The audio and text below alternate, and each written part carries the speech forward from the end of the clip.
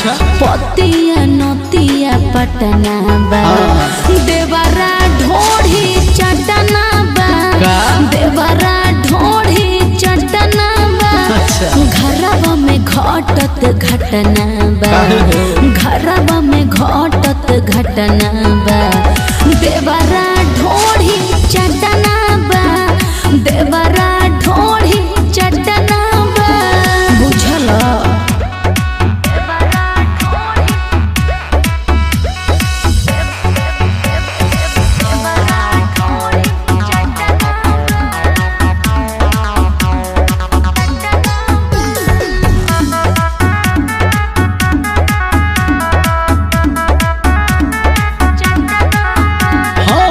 कर जनी न खरा हमरो बाबा खरा अच्छा। रहल कुमार तबे खैनी छोड़ के तू गइलू तार वाला भइलू भरत हमारा बेचैनी सच कहू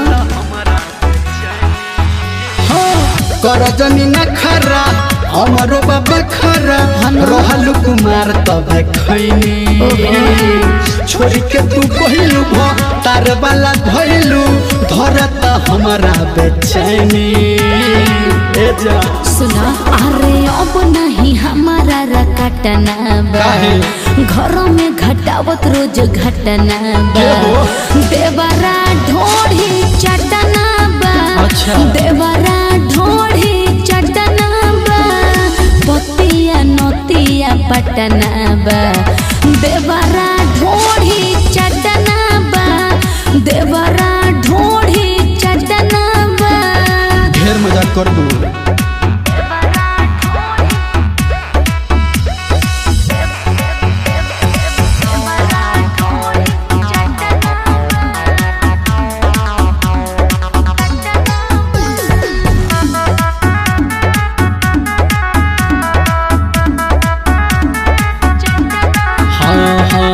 राजू बिहारी से तोर ले लू यारी अच्छा। बन गलू दोसरा के प्यारी धर्मेंद्र नीरा मलिया कहे बारू तू बड़का खिलाड़ी का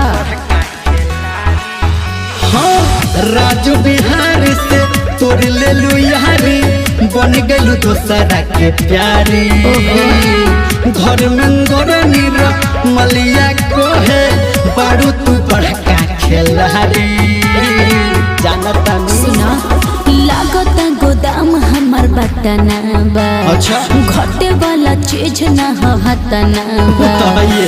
देवरा ढोढ़ी चटना बा मजाक होगा। देवरा ढोढ़ी चटना बा कैसे हो?